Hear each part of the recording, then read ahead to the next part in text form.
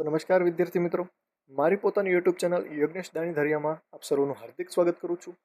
આજે આપણે ગુજરાતી ધોરણ 8 એકમ 1 આ તો ઈષ્ટણો આવસનું સ્વાધ્યાય સોલ્યુશન કરીશું.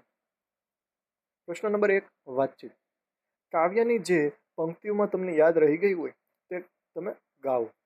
બાળ મિત્રો, તમને જે પંક્તિ યાદ રહી ગઈ હોય, તમને ગમી હોય તો તમે લખી શકો છો અથવા આ મુજબ પણ તમે લખી શકો છો. પ્રશ્ન બીજો આપણે જોઈએ.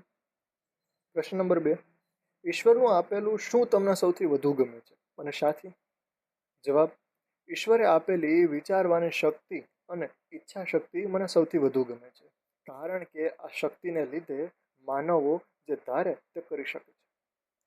ત્રીજો પ્રશ્ન, તમને નવરું રહેવું ગમે અને કેમ? જવાબ: મને નવરું રહેવું નથી ગમતું, કેમ કે નવરા રહેવાથી બિનજરૂરી વિચારો મગજમાં આવ્યા કરે છે અને શરીરમાં આળસ ભરાઈ જાય છે. ત્યારબાદ પ્રશ્ન નંબર 4, નવરાશના આ સમયમાં તમે શું શું કરવું તમને ગમે છે? તો બાળકો, તમને પોતાની રીતે તમે જવાબ લખી શકો છો અથવા તો આ રીતે પણ તમે જવાબ લખી શકો છો. પ્રશ્ન 5, તમે મિત્રો સાથે શું શું વહેંચીને ખાઓ છો? તમે પોતાની સમજણ શક્તિથી અને તમે જે તમારા મિત્રો સાથે વહેંચીને ખાવ છો તો તમે એ જવાબ લખી શકો છો અથવા આ મુજબ પણ તમે લખી શકો છો.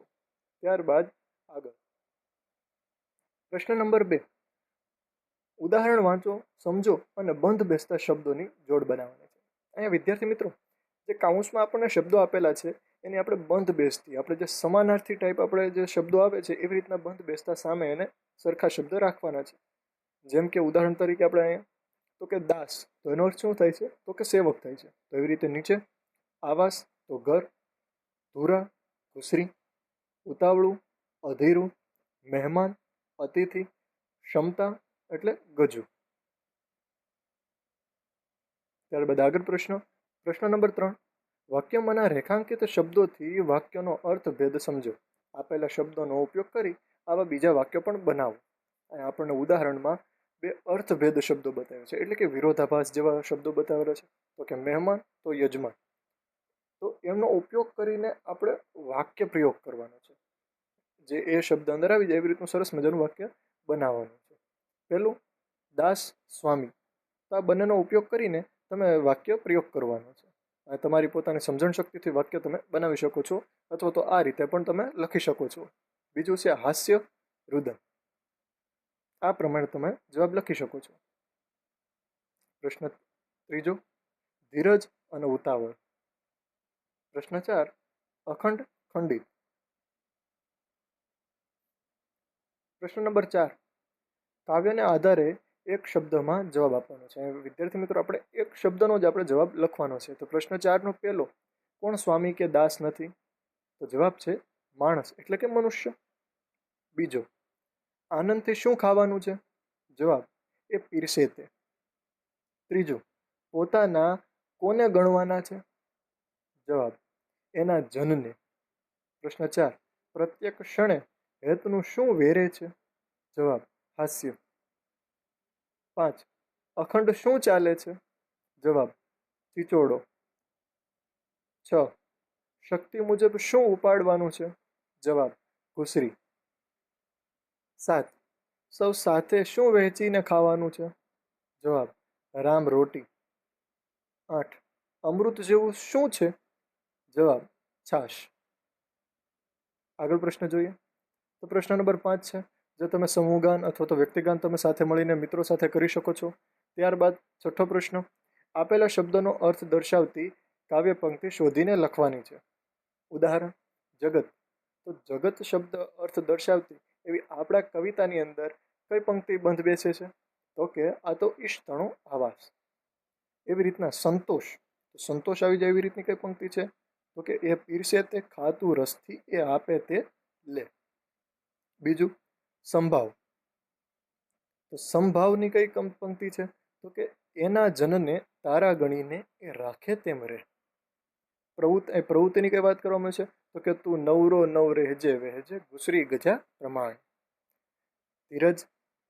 તો ધીરજનું આમાં કયું છે? તો કે તું અથરો નવ થાજે જાવા નવરે જે વળી ચોંટી.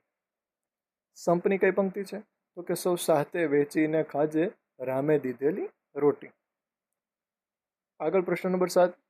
આપેલા ભાવાર્થને લાગુ પડતી પંક્તિ કાવ્યમાંથી શોધીને લખો. તો આપણને જે ભાવાર્થ આપેલો છે એનાથી લાગુ પડતી કઈ પંક્તિ બંધ બેસે છે એ આપણે લખવાની છે. તો આ રીતે એના રહ્યા જવાબ.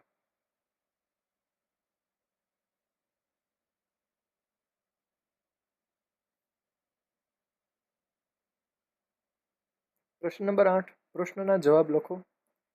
પહેલો, ઈશતણો આવાસ શાને કહ્યો હશે અને શાથી? જવાબ, કવિએ આ વિશ્વને ઈશ્વરતણો આવાસ એટલે કે એનું ઘર કહ્યું છે, કારણ કે આ સમગ્ર વિશ્વ કે આ આખું બ્રહ્માંડ એનું જ સર્જન છે. આ વિશ્વમાં રહેતા તમામ પ્રાણીઓ અહીંના મહેમાન છે. આ વિશ્વમાં આપણે ઈશ્વરની ઈચ્છા મુજબ જ અહીં રહીએ છીએ. એ જે આપે તે ખાઈએ અને એ જે રીતના રાખે તે રીતના રહીએ છીએ. બીજો, ઈશ્વરની કઈ કૃપાની વાત કરી છે? જવાબ, ઈશ્વર પોતાની આ દુનિયામાં આપણને એક મહેમાન તરીકે રહેવા દે છે. એ આપણને ખોરાક આપે છે. આપણે નથી અહીંના માલિક કે નથી એમના દાસ, છતાં પણ આપણને આ દુનિયામાં રહેવા દે છે. આપણી જરૂરિયાતો પણ પૂરી કરીએ છીએ અહીંયા. આ રીતે ઈશ્વર આપણની ઉપર અનેક પ્રકારની કૃપા કરી રહી છે અને કરે છે. પ્રશ્ન 3. ઈશ્વર પીરસે તે રસથી ખાવાનું શાથી કહ્યું હશે? જવાબ, ઈશ્વર પીરસે તે રસથી ખાવાનું એટલા માટે કહ્યું છે કે ઈશ્વર આપણી મહેનત અને કર્મના આધારે જે આપણા ભાગ્યમાં લખ્યું છે તે મુજબ આપણને આપે છે, જે આપણા માટે યોગ્ય હોય છે અને તેમાં જ આપણે સંતોષ માનવો જોઈએ. 4. કામ કરવા બાબતે શું કહ્યું છે? જવાબ, કાવ્યમાં કામ કરવા બાબતે કહેવામાં આવ્યું છે કે તું નિરંતર એટલે કે અવિરત કામ કરતો રહે. કોઈ પણ કામમાં આળસ ન કરવી અને કામમાં કચાશ પણ ન રહેવી જોઈએ.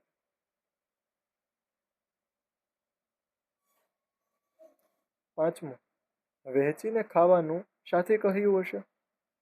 જવાબ, ઈશ્વરે આપેલું ભોજન સૌ સાથે વહેંચીને ખાવાની વાત કરવામાં આવી છે, કારણ કે એકલા ખાવા કરતાં બધા સાથે મળીને ખાવાનો આનંદ કંઈ અલગ જ હોય છે. વળી કોઈ ગરીબ કે ભૂખ્યાની પણ એમાં ભૂખ સંતોષાય છે. સૌ સાથે ભેગા મળીને ખાવાથી છાશ જેવું સામાન્ય પીણું પણ અમૃત જેવું લાગે છે અને સાથે મળીને ખાવાથી ભાઈચારો પણ આપણને વધે છે. કવિએ છાશને સુધા જેવી કેમ કહી હશે? જવાબ, કવિએ છાશને એટલા માટે અમૃત જેવી કહી હશે કે ઈશ્વર આપણને જે આપે છે તે આપણા માટે યોગ્ય જ હોય છે. વળી આ તો ઈશ્વરે આપેલી સહિયારી છાશ જે સ્વર્ગના દેવોને પણ દોહલી એટલે કે દુઃખદાયક છે. તો આ છાશ આપણા માટે અમૃત સમાન છે. પ્રશ્ન નંબર 9. કવિતાને આગળ વધારો. સ્વરચિત પંક્તિઓ એમાં ઉમેરવાની છે. તો તમે આ રીતે જવાબ લખી શકો છો અથવા પોતાની સમજણ શક્તિ પ્રમાણે પણ લખી શકો છો. અહીં સ્વાધ્યાય પૂર્ણ થાય છે અને અંતે એક સારા વિચારથી આપણે છૂટા પડીશું. તો આ જીવન આ શરીર બધું જ ક્ષણિક છે. આ જીવન આ શરીર બધું ક્ષણિક જ છે. શાશ્વત તો ફક્ત પરમાત્મા જ છે. જો તમને વિડીયો પસંદ આવ્યો હોય તો મારી ચેનલ સાથે જોડાયેલ રહેજો.